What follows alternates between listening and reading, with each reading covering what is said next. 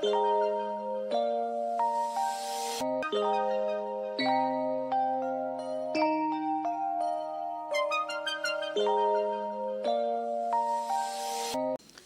ఓం. ఈరోజు మనం రాగ ద్వేషాలు అనే టాపిక్ గురించి మాట్లాడుకుందాం. ఈ రాగద్వేషాల గురించి ఎందుకు చర్చించుకోవాల్సి వస్తుందంటే, మన అనారోగ్యాలన్నిటికీ మూల కారణం ఈ రాగద్వేషాలు అని మనకి ఆయుర్వేద శాస్త్రం చెబుతుంది.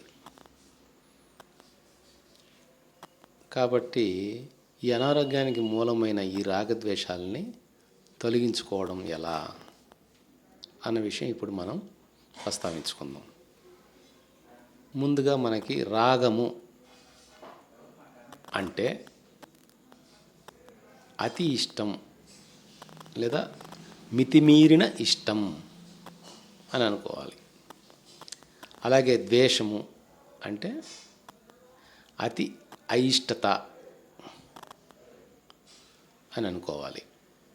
కాబట్టి మనకి అతి ఇష్టము నష్టాన్ని తెస్తుంది, అలాగే అతి అయిష్టత నష్టాన్ని తెస్తుంది. ఇప్పుడు ఉదాహరణ తీసుకుంటే, మనకి నచ్చిన వాళ్ళ మీద ఎక్కువ ఇష్టం చూపిస్తాం, అదే అవతల వ్యక్తుల మీద అయిష్టతగా ఉంటాం. ఆ రెండు బ్యాలెన్స్ లేనందువల్ల మన శరీరంలో మార్పులు జరిగిపోతుంది. ఇప్పుడు మన వాళ్ళు అనుకున్నప్పుడు మనం వాళ్ళ మీద ప్రేమ ఉండొచ్చు, అలాగే ఇతరులను కూడా ప్రేమ లేకపోయినా కనీసం ఆదరణ ఉండాలి. అలాగే ప్రతి విషయంలో కూడా చూసేదానికి చిన్న విషయాలు కనిపిస్తాయి. ఇప్పుడు ఆహారం విషయమే తీసుకోండి. కొన్ని డిషెస్ అంటే, కూరలు అంటే ఎక్కువ ఇష్టం, కొన్ని అంటే అస్సలు నచ్చవు. అది మనం చూసేదానికి చిన్న విషయంగా ఉంటుంది, కానీ అది మన మైండ్ మీద, మన బాడీ మీద దాని ఇంపాక్ట్ ఉంటుంది. కాబట్టి ఈ రెండింటిని మనం బ్యాలెన్స్ చేసుకుంటుండాలి. అయితే ఈ ద్వేషానికి కారణం మనిషిలో ఉండే ఈర్ష్య వల్ల కూడా జరుగుతుంది. ఇప్పుడు ఉదాహరణ తీసుకుంటే, భారతంలో దుర్యోధనుడు అంటే కౌరవులు, ఈ పాండవులు అన్నిట్లో ముందుంటారు. విద్యలు నేర్చుకోవడంలో, మంచిగా గురువుల దగ్గర ఆదరణ పొందడంలో. అది దుర్యోధనుడికి ఈర్ష్య అవుతుంది. అంటే మనకన్నా వాళ్ళు ఎక్కువగా ఉండారు అని ఆ భావంతో ఉండడం ఈర్ష్య అంటారు. ఈ ఈర్ష్య ఏమైంది? ద్వేషంగా మారిపోయింది.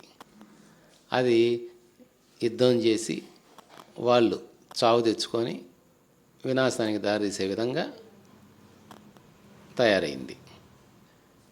కాబట్టి ముందు మనలో ఆ ఈర్ష్యని తొలగించేస్తే ఆ ద్వేషం అనేది రాకుండా ఉంటుంది. అలాగే మనకి నచ్చని దాని మీద అంటే సహజంగా కోపం వస్తుంది కదా, ఆ కోపం కూడా ఎక్కువైందంటే అది ద్వేషంగా మారుతుంది. దీనికి ఉదాహరణగా చెప్పుకోవాలంటే, రామాయణంలో రాముడు రావణాసురుడిని చంపిన తర్వాత ఆ రావణాసురుడి తమ్ముడు విభీషణుడిని ఆ దహనం ఏర్పాట్లు చేయమంటాడు.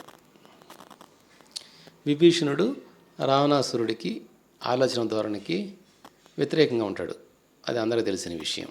ఎందుకంటే ఆ రావణాసురుడు చేసే ఆ దుర్మార్గపు ఆలోచనలకి ఆయన నచ్చదు విభీషణుడికి. ఇప్పుడు రావణాసురుడు చనిపోయిన తర్వాత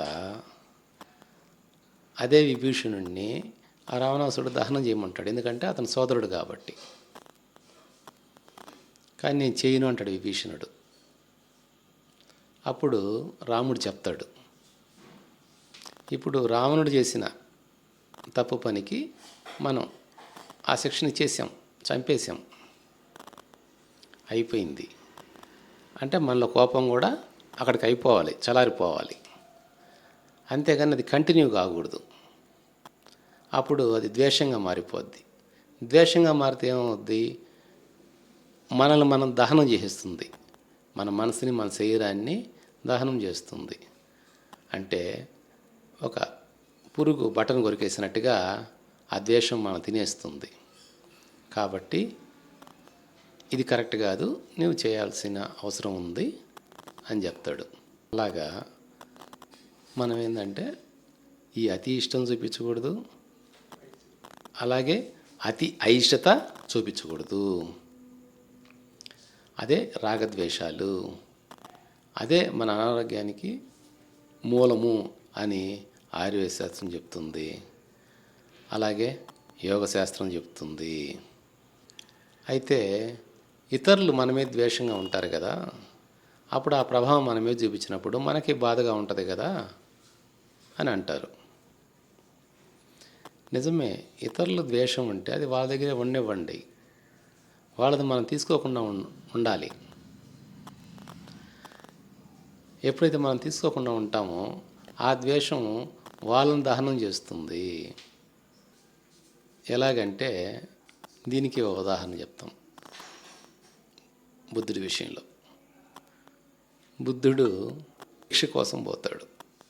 అంటే జ్ఞానులు ఈ సొసైటీకి జ్ఞానాన్ని అందిస్తారు కాబట్టి వాళ్ళు భిక్షతో కాలాన్ని కొనసాగించవచ్చు, అది శాస్త్రంలో ఉంది. కాబట్టి ఆయన రాజకుమారుడు అయినప్పటికీ ఈ జ్ఞాన మార్గంలో అందరికీ జ్ఞానం పంచడానికి వచ్చాడు కాబట్టి భిక్షాటంతో జీవితం కొనసాగిస్తున్నారు. ఆ టైంలో ఒకరింటికి పోయి అమ్మ భిక్ష అంటాడు. అప్పుడు ఆమె ఇప్పుడేం లేదు, నువ్వు వెళ్ళిపో, నేను పని మీద ఉన్నాను అంటది. అయినా ఆయన వెళ్ళడు. అయితే ఆమె మళ్ళీ రెండోసారి చెప్పొద్ది, అయినా వెళ్ళడు. మూడోసారి చెప్పొద్ది, వెళ్ళడు. ఆమె ఎన్నిసార్లు చెప్పినా మీకు బుద్ధి లేదా, ఇన్నిసార్లు చెప్పినా పోలేదు అని చెప్పి ₹1 తీసుకొచ్చి ఆయన గిన్నెలో వేయబోతుంది. అప్పుడు ఆయన ఆ గిన్నెని పక్క జరుపుతాడు. అదేంటయ్యా ఇప్పుడు దాకా అడిగావు, ఇప్పుడేమో పక్క జరుపుతున్నావు అంటది. అప్పుడు ఆయన అంటాడు, అమ్మా ఇప్పుడు నువ్వు వేసే రూపాయి నేను తీసుకోకపోతే అది ఎవరికి చెందద్ది అంటాడు. నాకే కదా అంటది. అప్పుడు ఆయన అంటాడు, ఇప్పుడు దాకా నువ్వు తిట్టిన తిట్లన్నీ కూడా నేను తీసుకోలేదు అంటే అవి ఎవరు చెందుతాయి అంటాడు. అప్పుడు అవి నాకే కదా అని అంటుంది అని ఆమెలో జ్ఞానోదయం అవుతుంది. కాబట్టి మనం ఇతరుల ద్వేషం ఉన్నప్పటికీ మనం అవి తీసుకోకపోతే దాని ప్రభావం మనకేం చేయదు, వాళ్ళకే ఇబ్బంది కలిగిస్తుంది. ఆ ద్వేషం ఉన్న వాళ్ళకే అట్లీస్ట్ వాళ్ళ స్వభావం మారిపోతుందని కాదు, వాళ్ళ స్వభావం తాలూకు ఆ ద్వేషం అనేది మన మీద ప్రభావం చూపించదు. కాబట్టి మనం ఈ రాగద్వేషాలకి అతీతంగా జీవించాలి. అయితే దీనికి ఎలా చేయాలి? ఈ రాగం అనేది అతి ఇష్టం, అతి ప్రేమ అనుకున్నాం కదా, దీన్ని మనం బ్యాలెన్స్ చేయాలి అని అంటే ప్రేమ ఉండాలి, కానీ అతి ప్రేమ ఉండకూడదు. దానివల్ల మన అనుకుని అతిగా ప్రేమ చూపిస్తారు. ఇంట్లో బిడ్డల మీదో మన బ్లడ్ రిలేషన్ మీదో వాళ్ళు మనకు వ్యతిరేకంగా నడుచుకున్నారని అంటే, మనల్ని నిర్లక్ష్యం చేశారు అంటే ఎక్కువ బాధపడాల్సి వస్తుంది, ఎక్కువ దుఃఖం తెచ్చుకోవాల్సి వస్తుంది. అందుకోసం మనం ఏంటంటే అది బ్లడ్ రిలేషన్ అయినా సరే, మన కుటుంబ సభ్యులైనా సరే, బయటి వాళ్ళైనా సరే, ఫ్రెండ్లీనెస్ అనే నేచర్ని అలవాటు చేసుకోవాలి. ఫ్రెండ్లీనెస్ అంటే జస్ట్ స్నేహభావం. స్నేహభావంలో ఏంటి? అతి వాత్సల్యం, మమకారం ఇవన్నీ ఉండదు. అలాగే శ్రేయస్ని కోరుకుంటారు ఫ్రెండ్స్ అంటే.